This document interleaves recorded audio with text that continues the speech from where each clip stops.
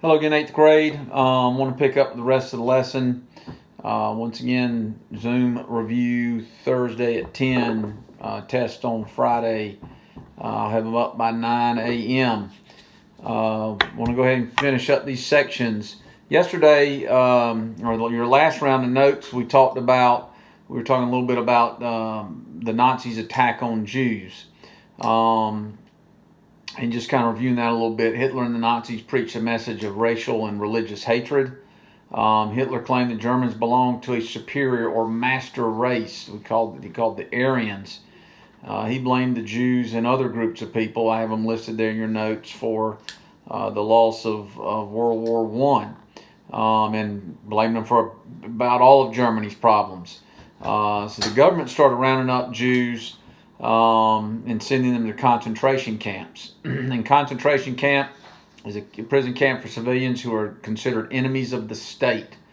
And so they were getting rounded up as early as the 30s and sent there. Hitler and the Nazis would go on to unleash a mass murder, a plan of mass murder on the Jews called the Final Solution. And it was a plan to kill all the Jews in Europe. They met at a conference, the Wannsee Conference. It's actually spelled with a W, W-A-N-S-E-E.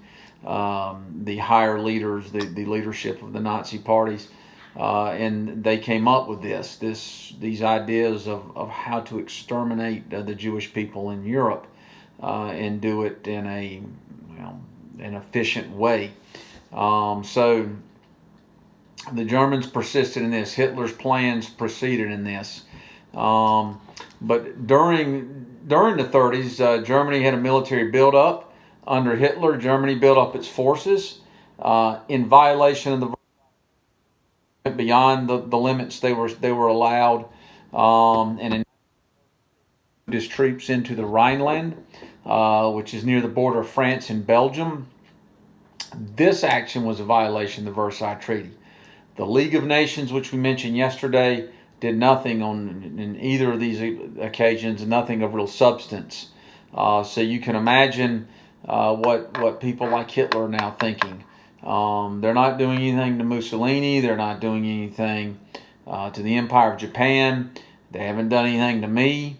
And I'm going to just keep on going. Japan. In the early 30s, the military leaders took power in Japan. And the new leaders thought they had a right to win an overseas empire. And in 1931, Japan seized Manchuria in northeastern China because it was rich in coal and iron. Manchuria called on the League of Nations to do something, but they weren't any help. So Japan's aggressive actions continued. Japan of course, is an island, and so they did depend on foreign sources for a lot of their goods. In particular, oil's important to them, especially if you're going to feed your war machine. You got to have it. So they've started to move toward war. American foreign policy at the time was very isolationist. During the Great Depression in the 30s, Americans, had felt like they had too much to worry about, to care about the events overseas, and a strong, once again, isolationist move. Just kind of isolate from the rest of the world. The rest of the world they want to fight it out over something.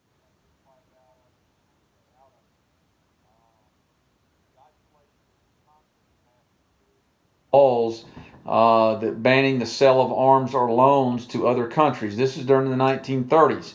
What their fear of was if we sell arms or are building up or already maybe in a war with another country, that'll be considered an act of war from someone, and then we'll be forced into a war. But these laws banning the sale of arms or loans, the Neutrality Acts, stay neutral. The Neutrality Acts, this is a term there in your notes. So that's at the top of page 4. So war in Asia. We just mentioned Japan taking territory from China, Manchuria. In 1931, the League of Nations was little help. In 1937, Japan began an all-out war against China. The Japanese bombed cities and murdered hundreds of thousands of civilians, in particular in Nanjing. They did a lot of atrocities during this time in World War II. Most people remember the war crimes of the Nazis and the war crimes trials that followed World War II. There were actually war crime trials for the Japanese as well. Brutal time. They were vicious to the Chinese and in particular to the Philippines, the Filipino people. They were as well. In 1938, Hitler annexed, which just means took over, annexed Austria. And this was a violation of the Versailles Treaty. So here he goes. He just thinks that Austria should belong to the Greater Germany. He made no bones about it. He didn't sneak up on them. He'd been saying that for a while. Later that same year, 1938, Hitler took the Sudetenland in the western part of Czechoslovakia. There was a German population there that he claimed they needed the right to self-determination. What he really meant was he wanted to determine for them. But he claimed those are German people there. They should be under German rule. But Czechoslovakia complained to the League of Nations, France, Britain. They didn't get much help. There was a conference discussing this, the Munich Conference. That's marked in your notes. At the Munich Conference, and this is 1938 still, Hitler promised the leaders of Britain and France that he would seek no more territory if he's given the Sudetenland. That's all he wanted. He doesn't need to go any further, so forth and so on. Britain had their prime minister at the time was Neville Chamberlain, and there's a famous, you can YouTube or look it up on YouTube. Look up clips of Chamberlain coming back with a piece of paper in his hands, peace in our time. And they thought, boy, they had found peace, made peace with Hitler. We'll give him a little bit extra. He's going to be happy. But gave in. They continue to follow a policy of appeasement. And appeasement is the practice of giving in to aggression in order to avoid conflict or war. To be fair, although it's easy to look back and say how foolish this was when dealing with people like Hitler or Mussolini or many others. The reality was World War I had ended. When you're talking about 1938, World War I ended 20 years prior to that. And these countries had been devastated by war, especially France, not just in their loss of people, but there was so much warfare in their country on their own soul. In Britain, hardly anybody wasn't affected by the fact that somehow either losing loved ones in some way, shape, or form, or having someone wounded or having someone sent off and fought war. So to be fair, they didn't want any part of it. They wanted this guy, let's just stay out. Well, he didn't. And the policy failed. And Hitler seized the rest of Czechoslovakia the next year. It was only about 6 months later. And now Britain and France,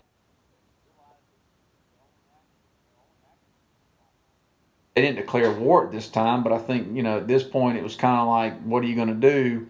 Because he's going to do something else.